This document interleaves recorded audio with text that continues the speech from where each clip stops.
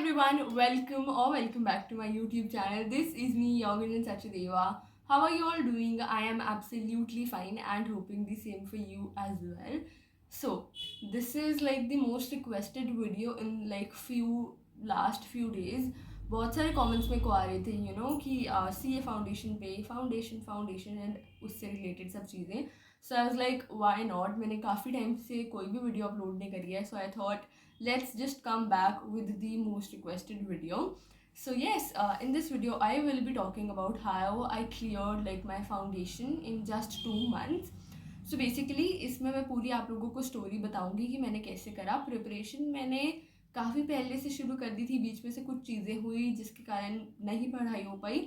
And then I will be talking about कि कैसे वो 2 मंथ्स में मैंने अचीव कर दी थी सब चीज़ें. सो स्टार्टिंग विद कि मैंने अपनी 12th जो थी वो 31 मार्च को मेरा लास्ट एग्ज़ाम था. 31 मार्च 2023 को मेरा लास्ट एग्ज़ाम था. एंड उसके बाद मेरा यही प्लान था कि मैंने जुलाई में जो अटैम्प्ट होता है वो वाला अटैम्प्ट देना है. I was all prepared. 31 मार्च को लास्ट एग्ज़ाम था 12th में. एंड देन अगले 2 दिनों बाद मैं पढ़ने बैठ गई थी फाउंडेशन के लिए. एंड 10 दिन मैं पढ़ी. एंड 11th डे पे मेरे को मेरी एक फ्रेंड का कॉल आता है दैट व्हाट, एग्ज़ाम फॉर्म मैंने नहीं भरा है, मैं अटैम्प्ट ये वाला नहीं दे पाऊँगी. एंड देन मैंने देखा कि मैंने भी एग्ज़ाम फॉर्म नहीं भरा था. तो वो होता है ना कि सबसे बड़ा झटका लगा था दैट फर्स्ट 10 डेज़ में आप जब सबसे ज़्यादा मोटिवेटेड होते हो, आप इतने अच्छे से पढ़ाई कर रहे होते हो एंड आपका टारगेट होता है कि आपने 2 मंथ्स के अंदर अपना ये कंप्लीट करना ही है अपने टारगेट को. एंड देन आपको पता लगता है दैट वाह, आपने एग्ज़ाम फॉर्म ही नहीं भरा, आपसे इतनी बड़ी गलती हो गई. देन ठीक है, समझ गई थी कि ओके नहीं, अब पेपर एग्ज़ाम तो मैं नहीं दे पाऊँगी. तो I was like okay, delay is God's protection for us. तो उसके बाद मैं ऐसे उसके बाद 20 डेज़ तो मेरे ऐसे ही बीते दुख में कि शिट मैंने एग्ज़ाम फॉर्म नहीं भरा, वो सब चीज़ों में. उसके बाद आई थॉट कि चलो CUET दे देते हैं. मैंने CUET के फॉर्म ऑलरेडी पहले भरा हुआ था क्योंकि मेरे को सब कह रहे थे कि एक बार ट्राई करने में क्या है. तो आई लाइक ठीक है, मैं अब CUET को थोड़ा टाइम दे देती हूँ. तो बीच में से उसके बाद मैंने 2 महीने CUET को दिए. एंड उस टाइम पे CUET को जब मैं CUET के लिए प्रिपेयर कर रही थी, श्योर भी नहीं थी कि दिसंबर 23 से सिलेबस चेंज, नया सिलेबस आएगा उसके अगले अटैम्प्ट से. But then December 23 last attempt था सेम सिलेबस से. तो देन आई रिमेंबर मैंने 20th जुलाई से प्रिपरेशन शुरू कर दी थी. तो मेरे पास ऑलमोस्ट 4-5 मंथ्स थे प्रिपरेशन करने के लिए फाउंडेशन की. एंड देन साथ साथ CUET भी चल रहा था, सब चीज़ें चल रही थी. And then I got into DU. And then मैंने प्रॉपर जो भी मेरी पढ़ाई थी वो बीच में से ऑब्वियसली DU के कारण ऊपर नीचे हो गई थी. एंड ट्रस्ट मी, जो भी मेरा फाउंडेशन क्लियर हुआ है, मेरे को लग रहा है कि मैंने वही 4 मंथ्स मेरे पास थे, but 2 months was like serious पढ़ाई जिसमें मैंने सीरियस पढ़ाई करी.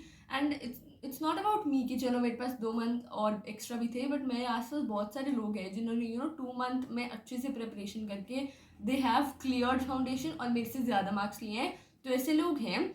सो इट्स नॉट लाइक कि आप 2 मंथ्स में क्लियर ही नहीं कर सकते हो. तो मेरा पहले गोल 2 मंथ्स ही था. उसके बाद वो तो कुछ ऐसा हुआ जिसके कारण I was not able to appear in the exams. But ऐसा बिल्कुल भी नहीं है कि आप 2 मंथ में एग्ज़ाम दे ही नहीं सकते. सो या now let's just talk about कि मेरी जो CA फाउंडेशन की जर्नी थी उसमें मैंने किन की पॉइंट्स का ध्यान रखा कि जिसके साथ मैंने अपनी DU आप जब एक नई जगह पे शिफ्ट होते हो तो उस इन्वायरमेंट को और फाउंडेशन को कैसे मैनेज करा. सो बेसिकली मैंने जब फाउंडेशन की तैयारी शुरू करी थी, मेरे को आसपास वाले सब लोगों ने यही बोला था दैट मॉड्यूल को अपना बाइबल समझ लेना, बस जैसे तैसे है कि उसको पूरा पी जाना है. जो भी ICI मॉड्यूल आपको देता है उसको पी जाना है, उसकी एक एक चीज़ आपको पता होनी चाहिए. जो भी एसेस कोचिंग वगैरह कि आपको मटेरियल मिलता है, मैंने उस पर ज़्यादा फोकस नहीं करा था. मैंने सिर्फ जो मॉड्यूल मिला था उस पर ज़्यादा फोकस करा था. एंड मेरे को ये भी बोला गया था कि लॉ पे अपनी पहले दिन से कमांड रखना. अगर आप लोग ऑलरेडी प्रिपेयर कर रहे हो तो आप लोगों को थोड़ा आइडिया होगा कि लॉ कैसे लव होता है लोगों के लिए. सो या जब मैं क्लासेस लेती थी तब हमारे टीचर बोलते थे law is love, but it is not, we all know that. So yes, तो जो भी मैंने ध्यान रखा वो था मॉड्यूल को तो अच्छे से करना ही करना है. जो भी मेरी जर्नी थी उसमें मैं क्या करती थी, क्लासेस लेती थी, मॉड्यूल से पढ़ती थी. बट मेरा एक चीज़ जो मैं रिग्रेट करती हूँ वो ये था कि मैंने साथ के साथ जो टीचर करवाते थे उसकी रिविज़न नहीं करी थी. मेरे को था पहले सिलेबस ख़त्म करना है, जो धीरे धीरे मैं पेपर से पहले रियलाइज़ कर रही थी कि ये मेरी गलती रह गई थी. तो ये गलती आप लोगों ने तो बिल्कुल भी नहीं करनी है कि आप लोग पहले सिर्फ क्लासेस के पीछे भागते रहो. मैं यही कहूँगी क्वालिटी को ज़्यादा प्रेफरेंस देना क्वांटिटी से ऊपर, क्योंकि आपका मेन जो फोकस होता है वो होता है 200 मार्क्स लेकर आना। आप 201 लाओगे, 301 लाओगे, 350 लाओगे, आप लोग पास ही कंसिडर कर जाओगे, कुछ भी ज़्यादा फर्क नहीं पड़ने वाला है। ये बात मैंने यूट्यूब पे पहले कभी करी है, बट मैं अब बोल रही हूँ that I scored 209 and legit there were some people जो दे वर लाइक कि ओह इतने टाइम से प्रिपेयर करके 209 ही सिर्फ, वाओ। एंड एक बार फाउंडेशन की क्लासेस ली थी ना, एक एजेंट होता है ना, उनके थ्रू ली थी। तो उन एजेंट को मेरे को मैसेज आता है इंटर की क्लासेस के लिए कि अब फाउंडेशन हो गए पास या नहीं। तो मैंने कहा हाँ जी हो गए। तो उनका मेरे को कॉल आया, तो उन्होंने मेरे से मेरे मार्क्स पूछा एंड आई वाज लाइक 209 है एंड ही वाज लाइक हाँ हाँ हाँ अच्छा, फिर तो आप इंटर का ग्रुप 1 ही देना कि आपके तो ऑलमोस्ट पास होने वाले मार्क्स आए थे। And I was like what the hell, like what the hell. And उस टाइम पे मेरा जो इतना ज़्यादा कॉन्फिडेंस डाउन हुआ था ना, जिस दिन रिजल्ट आया माई फैमिली वॉज हैप्पी, और उस टाइम मेरा इतना कॉन्फिडेंस लो था कि मेरे सिर्फ 209 मार्क्स आए। बट देन आई रियलाइज कि जिनके ज़्यादा आ गए उन्होंने भी कर क्या लिया, लाइक क्या हो गया अगर ज़्यादा मार्क्स आ गए तो। इट्स नॉट कि मेरे को 12th में 93-94% चाहिए, वैसा कुछ भी नहीं है सीए में। तो इट्स लाइक कि अपने रिजल्ट से जो मैंने एक चीज़ सीखी वो ये था कि स्मार्ट स्टडी करो। आपको 200 मार्क्स ही लाने हैं, ज़्यादा आ गए तो बढ़िया बात है, बट टारगेट 200 का रखो। मतलब ऐसा भी नहीं है कि 200 का आप टारगेट रख रहे हो और उससे कम अचीव कर रहे हो, ऐसी बात भी नहीं है। बट इतने आपको ये भी नहीं कि आपको सब चीज़ें कवर करनी है, और सब चीज़ों कवर करने के बजाय चक्कर में आप लोग मेन चीज़ें ही आप अच्छे से उन पर फोकस ना कर पाओ। तो यही जो मैंने पहले बात बोली कि क्वालिटी पे ज़्यादा फोकस करना क्वांटिटी से ज़्यादा।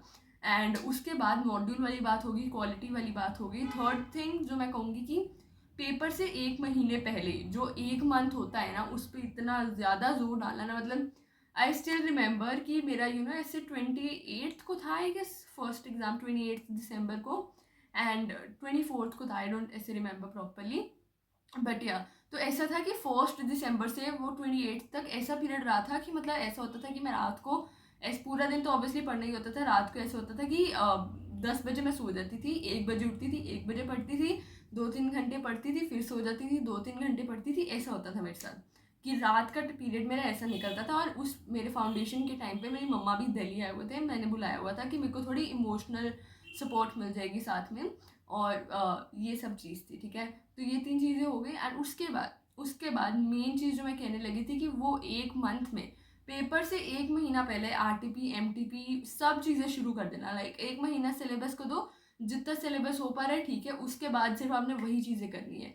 और जो एक महीना में सिलेबस कवर करने को कह रही हूँ उसमें आप सिर्फ वही चैप्टर्स करो जिनकी वेटेज ज़्यादा है।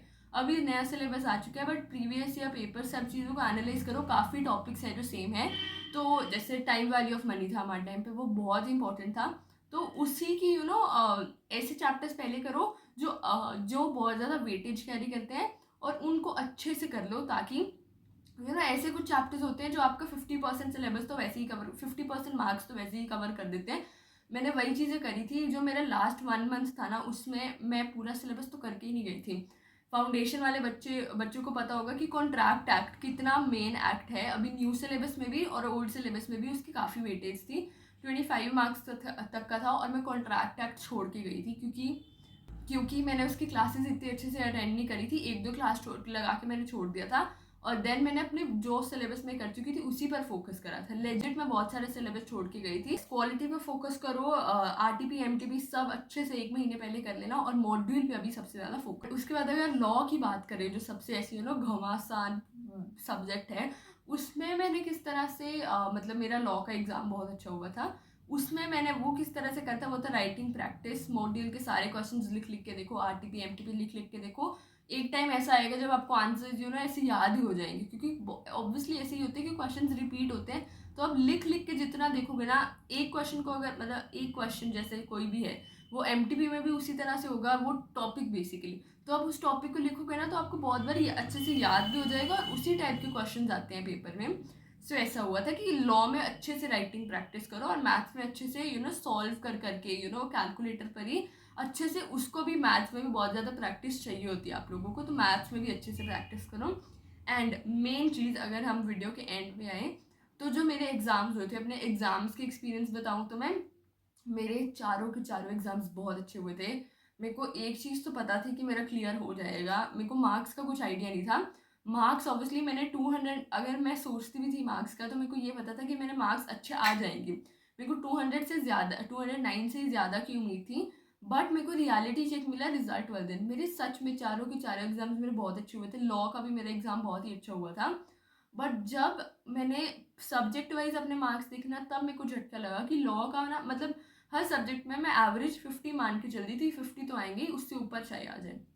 बट जब मैंने मार्क्स देखे, मेरे ऑलमोस्ट हर सब्जेक्ट में 50 प्लस थे, बट जब मैंने लॉ को देखा कि शिट, मेरे लॉ में सिर्फ 42 मार्क्स थे और मेरे को था 52 तक होंगे, एंड आई वाज लाइक, मेरे को तब रियलिटी चेक मिला कि आपका पेपर जितना मर्जी अच्छा हो, उधर ICAI की थोड़ी चेकिंग ऐसे होगी, तो आप अपने एग्जाम में अपना 100-200% देकर आओ। मतलब वो जो 3 घंटे होते हैं ना, मैं 11th-12th की जो वीडियोस बनाई थी ना, मैंने उनमें भी यही बोला कि वो जो 3 घंटे होते हैं ना, वो 3 घंटे वापस नहीं आने वाले हैं आप लोगों के, तो वो 3 घंटों में अपने 200% देकर आओ, ताकि आपको सफिशेंट मार्क्स मिले आपके 100% जितने।